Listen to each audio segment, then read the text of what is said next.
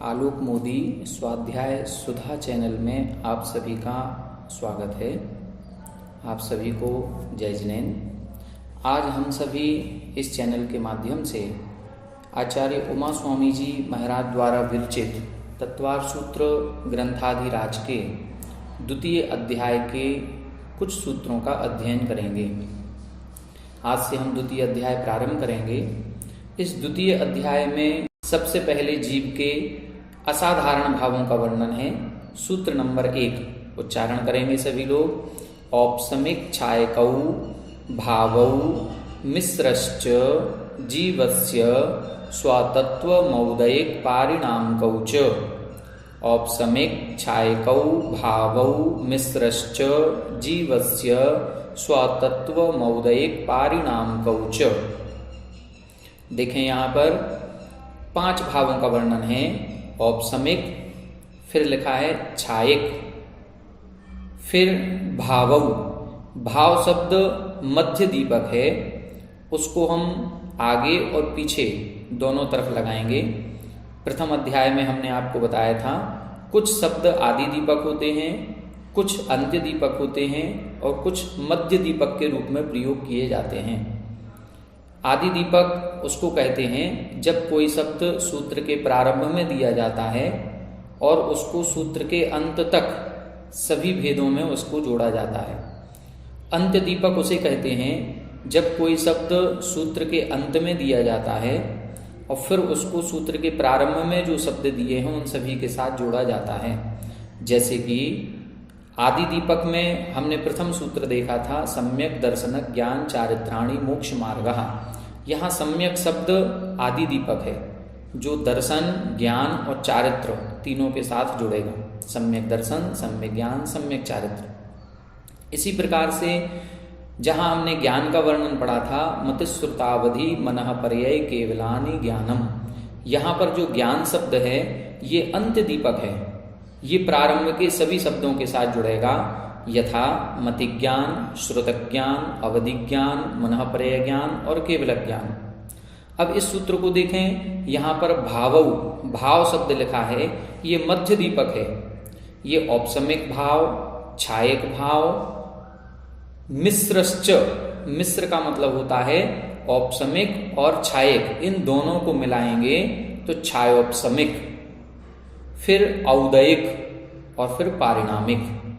तो ऐसे 5 भाव होंगे। औपसमिक भाव, छायक भाव, छायोपसमिक भाव, औदयिक भाव और पारिणामिक भाव। ये भाव किसके हैं? जीवस्य, जीव के हैं।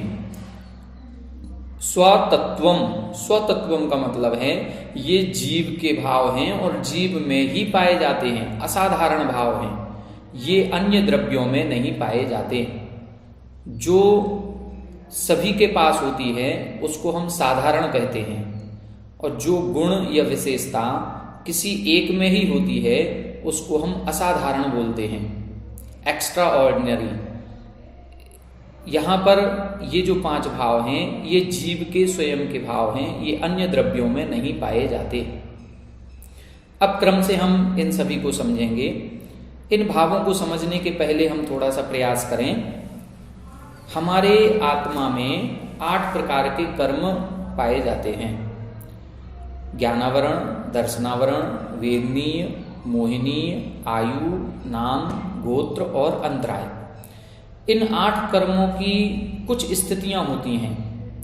उन स्थितियों के आधार पर ही जीव में भावों का वर्णन किया जाता है। जैसे उदय, कर्मों का फल देना उदय कहलाता है और ये उदय 8 कर्मों का होता है, इसलिए औदयिक भाव 8 कर्मों का बनता है। औदयिक भाव किसे कहते हैं? कर्म के उदय से जो परिणाम आत्मा में बनते हैं वो औदयिक भाव।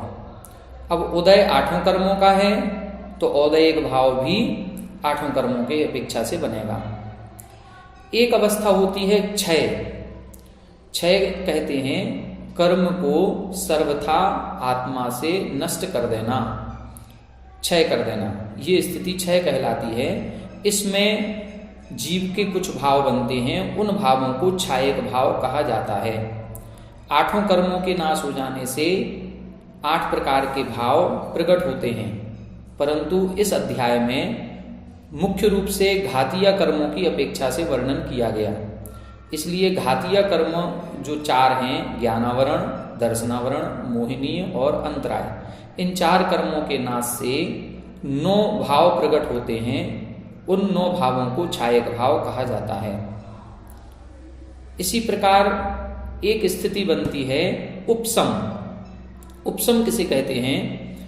कर्म का निज शक्ति से उदय में नहीं आना, द्रव्य क्षेत्र काल भाव के अनुसार उसका कुछ समय के लिए दब जाना, इसको उपसम कहते हैं। ये उपसम 8 कर्मों में नहीं होता, ये उपसम मात्र मोहिनी कर्म में ही होता है। इसलिए मोहिनी कर्म की अपेक्षा ही औपसमिक भाव बनता है। अगला भाव है छायोपसमिक। छायोपसमिक भाव केवल घातीय कर्मों में होता है। ज्ञानावरण, दर्शनावरण, मोहिनी और अंतराय, ये 4 कर्म ऐसे हैं, इनमें ही छायोपसमिक भाव बनता है। छायोपसमिक भाव को समझने के लिए कुछ और बातें भी समझना आवश्यक हो जाता है। उनको हम फिर कभी आपसे चर्चा करेंगे, तब विशेष रूप से समझाएंगे। अभी सामान्य से ये समझ सकते हैं कि ये जो 4 कर्म घातीय कर्म हैं, इनमें 2 प्रकार की प्रकृतियां होती हैं, सर्वघाती प्रकृति और देशघाती प्रकृति। जब सर्वघाती प्रकृति का अनुदय होता है और देशघाती प्रकृति का उदय होता है, उसको हम छायोपसमिक भाव कहते हैं। उसको क्षयोपसम कहेंगे और क्षयोपसम से जो भाव प्रकट होगा वो छायोपसमिक भाव। तो इस प्रकार से कर्मों की स्थिति के आधार पर ये भाव बनते हैं। सामान्य से फिर से देखें अपन, जो भाव कर्म के उपसम से होता है वो औपसमिक, जो भाव कर्म के क्षय से होता है वो छायक, जो भाव कर्म के क्षयोपसम से होता है वो छायोपसमिक, जो भाव कर्म के उदय से होता है वो औदयिक, और अंतिम 5वां पारिणामिक भाव है जो भाव कर्म के उपसम, क्षय, क्षयोपसम और उदय के बिना स्वभाव से होता है, उसे पारिणामिक भाव कहते हैं। पारिणामिक भाव में इन कर्मों का कोई रोल नहीं होता। पारिणामिक भाव इन कर्मों के उदय, उपसम, क्षय, क्षयोपसम के बिना होते हैं। ठीक है, अब हम समझें उपसम किसे कहते हैं। उपसम की परिभाषा उदाहरण दिया है। जैसे उदाहरण से समझें, एक गिलास कांच का हमने लिया और उस कांच के गिलास में तालाब का गंदा पानी भर के लाए। अब उस कांच के गिलास में जो मटमैलापन या गंदापन है, उसको हम थोड़ी देर के लिए शांत रख दें तो उसका जो कीचड़ है, जो मल है, वो थोड़ी देर के बाद गिलास की तली पर नीचे बैठ जाएगा। उसमें यदि हम फिटकरी आदि डाल दें तो फिटकरी के संबंध से उसको कतक भी कहा जाता है। संस्कृत में कतक बोलते हैं, अपन जन सामान्य भाषा में फिटकरी बोलते हैं। फिटकरी का संबंध पा करके वो मल नीचे बैठेगा। अब वो जो मल है, वो मल या गंदगी उसी गिलास में है, कहीं बाहर नहीं गई अभी, लेकिन अभी कुछ देर के लिए नीचे बैठी हुई है। इसी अवस्था का नाम है उपसम। इसी प्रकार की स्थिति हमारी आत्मा में भी बनती है। जब हम कभी मंदिर आदि में होते हैं या अपने से बड़ों के साथ होते हैं, या कभी इस तरह की स्थिति होती है जिसमें हम अपने भावों को प्रकट ना कर सकें, तो औपसमिक भाव बन जाता है। जैसे कई बार आपने देखा होगा, क्लास में टीचर जी या मास्टर जी पढ़ा रहे हैं और इतने में यदि 2 लड़कों में लड़ाई हो जाए तो वो दोनों आपस में क्या सोचते हैं, अभी नहीं लड़ेंगे। वो एक दूसरे से ये कहते हैं क्लास खत्म होने दो, बाहर निकलो फिर देखते हैं। तो इस प्रकार से वो जितनी देर तक क्लास में अभी शांति से बैठे हैं उसको बोलेंगे उपसम भाव। यही स्थिति हमारी मंदिर आदि में भी होती है। जब हम मंदिर में रहते हैं तो हमारे कसायक भाव जो हैं, क्रोध, मान, माया, लोभ, ये भाव जो हैं, ये हमारे कुछ देर के लिए उपसम में हो जाते हैं कि अभी हम मंदिर में हैं, हमें क्रोध नहीं करना। तो इस प्रकार से उपसम भाव कहलाता है। तो कर्म के उपसम से जो भाव प्रकट हो वो औपसमिक। ये भाव केवल मोहिनी कर्म में ही होता है। हम अन्य कर्मों को नहीं दबा सकते, केवल कसायक भावों को ही दबा सकते हैं, अपने विकारी परिणामों को ही कुछ समय के लिए दबा सकते हैं। इसके बाद हमने क्या किया, अब उस गिलास में जो ऊपर ऊपर का पानी था उस पानी को धीरे से दूसरे गिलास में ले लिया। दूसरे गिलास में लेने पर अब हम उस पानी को गौर से देखेंगे तो हमें लगेगा कि कुछ मल तो इसका, कुछ गंदगी तो दूर हो गई, लेकिन अभी भी मटमैलापन, थोड़ी बहुत गंदगी उस पानी में है। इस अवस्था को कहेंगे क्षयोपशम। कुछ कर्म हमारे क्षय को प्राप्त हो रहे हैं, कुछ कर्म दूर हो गए हैं और कुछ कर्म अभी भी उदय में हैं, इसको बोलते हैं क्षयोपशम। जैसे आत्मा में सर्वघाती प्रकृतियां तो अनुदय को प्राप्त हैं, उनका उदयाभावी क्षय हो जाता है, और कुछ कर्म जो देशघाती प्रकृतियां होती हैं उनका उदय रहता है। तो सर्वघाती के अनुदय में और देशघाती प्रकृतियों के उदय में जो भाव बनता है वो क्षयोपशमिक भाव होता है। अब हमने और क्या किया, और उस पानी को थोड़ा सा निर्मल किया और विशुद्ध करके और छान करके तीसरे गिलास में लिया। अब ऐसी स्थिति बनती है कि इस गिलास में मल या मैल का रंच मात्र भी कण नहीं है। इस स्थिति को बोलेंगे क्षय। इसी प्रकार से हमारी आत्मा में भी हमने जब तपस्या आदि की तो तपस्या आदि के माध्यम से अपने कर्मों को नष्ट कर दिया, आत्मा से सर्वथा के लिए अलग कर दिया। अब जब वो कर्म हमारी आत्मा से सर्वथा अलग हो जाएगा, पृथक हो जाएगा, तब उस स्थिति को हम कहेंगे क्षय। तो कर्म के उपशम से जो भाव बनेगा वो औपशमिक, कर्म के क्षय से जो भाव बनेगा वो क्षायक, कर्म के क्षयोपशम से जो भाव बनेगा वो क्षयोपशमिक। अब आठों कर्मों का उदय हम सभी के प्रति समय चल रहा है, तो इस कर्म का उदय आते समय जो भाव हमारे अंदर अभी आ रहे हैं वो भाव औदयिक भाव कहलाएंगे। ठीक है। पांचवा भाव है पारिणामिक भाव। जो भाव कर्म के उपशम, क्षय, क्षयोपशम, उदय के बिना केवल आत्म स्वभाव से होते हैं उसे हम पारिणामिक भाव कहते हैं। पारिणामिक भाव में कोई भी ऐसा भाव नहीं होता है कि जो हम किसी कर्म के कारण से हैं। जैसे पारिणामिक भाव के तीन भेद करेंगे, जीवत्व, भव्यत्व, अभव्यत्व। यहाँ जो जीवत्व बना है ये सभी जीवों में है। तो हम जीव हैं, किस कारण से हैं? किसी कारण से नहीं, ये हमारा आत्मा का स्वभाव है, ये किसी कर्म के कारण से नहीं है। हमारे अंदर जानने देखने की शक्ति है, ये हमारा पारिणामिक भाव। हाँ, ये बात अलग है कि ये शक्ति कम और ज्यादा हो सकती है। वो जो जानने देखने की शक्ति है वो शक्ति किसी में ज्यादा है, किसी में कम है। वो हमारे ज्ञानावरण और दर्शनावरण कर्म के क्षयोपशम पर डिपेंड करेगा। जिसका क्षयोपशम ज्यादा उसकी शक्ति ज्यादा, जिसका क्षयोपशम कम उसकी शक्ति कम। तो वो क्षयोपशमिक भाव है। लेकिन जानने देखने की शक्ति ये सभी जीवों में होगी, चाहे वो एक इंद्रिय हो चाहे दो इंद्रिय हो। जो जीव है उसमें जानने देखने की शक्ति पाई ही जाएगी। ये किसी कर्म से नहीं है, ये पारिणामिक भाव है। इसी प्रकार से भव्यपना और अभव्यपना भी पारिणामिक भाव है। इसकी चर्चा अपन जब पारिणामिक भावों का वर्णन करेंगे तब अपन समझेंगे। तो इस प्रथम सूत्र से हमें क्या समझना है, जीव के 5 भाव होते हैं, औपशमिक, क्षायक, क्षयोपशमिक, औदयिक और पारिणामिक। क्रम से इनको देखें। जो भाव कर्म के उपशम से होगा वो औपशमिक, जो भाव कर्म के क्षय से होगा वो क्षायक, जो भाव कर्म के क्षयोपशम से होगा वो क्षयोपशमिक, जो भाव कर्म के उदय से होगा वो औदयिक, और जो भाव कर्म के उपशम, क्षय, क्षयोपशम, उदय के बिना स्वभाव से होता है उसे हम पारिणामिक भाव कहते हैं।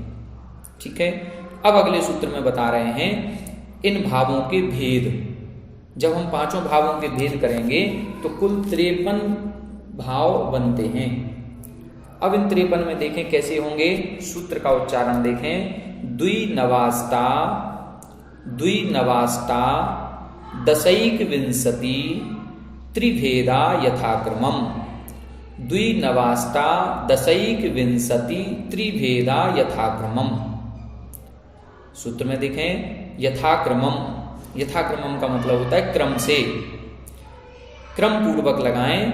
द्वि, द्वि का मतलब 2, नव का मतलब 9, अष्टादश का मतलब 18, एक विंशति का मतलब 21 और त्रि का मतलब 3। सूत्र का उच्चारण फिर से करेंगे। द्विनवाष्टा दशैक विंशति त्रिभेदा यथाक्रमम। द्विनवाष्टा दशैक विंशति त्रिभेदा यथाक्रमम। यथाक्रमम शब्द लिखा है, इसका अर्थ है क्रम से लगाना है। प्रथम पहले सूत्र में जो 5 भावों का वर्णन जिस क्रम से किया है, क्रम क्या रखा था? पहले औपसमिक, फिर छायक, फिर छायोपसमिक, फिर औदयिक और फिर पारिणामिक। तो अब हम क्रम से लगाएंगे। यहां देखें संख्याएं देखें। द्वि का मतलब 2, नव यानी 9, अष्टादश यानी 18, अष्ट माने 8 और 10 यानी 10, 8 और 10 18। फिर एक विंशति, विंशति यानी 20, 20 और 1 21। और फिर त्रि यानी त्रिभेदा, 3 भेद होते हैं क्रम से। कैसे लगाएंगे? औपसमिक भाव के 2 भेद, छायक भाव के 9 भेद, छायोपसमिक भाव के 18 भेद, औदयिक भाव के 21 भेद और पारिणामिक भाव के 3 भेद होते हैं। कुल गिनेंगे कितने हो गए? औपसमिक भाव के 2 भेद, फिर छायक के 9, 9 और 2 11, फिर छायोपसमिक भाव के 18 भेद, 11 और 18 29, फिर औदयिक भाव के 21, 29 और 21 50 और फिर पारिणामिक भाव के 3 भेद, तो 53। इस प्रकार से जीव के जो असाधारण भाव कहे गए, औपसमिक आदि 5 भाव हैं और फिर उनके उत्तर भेद 53 हो जाते हैं। अब आगे के सूत्र में हम इन्हीं 53 भावों का विशेष विश्लेषण करेंगे। एक एक सूत्र में एक एक भाव का वर्णन आएगा। औपसमिक भाव के 2 भेद कौन से, औपसमिक भाव के, छायक भाव के 9 भेद कौन से, छायोपसमिक के 18 भेद कैसे होते हैं, औदयिक भाव के 21 भेद कैसे होते हैं और पारिणामिक भाव के 3 भेद कौन कौन से हैं। इसकी चर्चा हम सभी अगले वीडियो में करेंगे। आप लोग हमारे साथ बने रहिए अगली वीडियो के लिए। तब तक के लिए जय जिनेंद्र।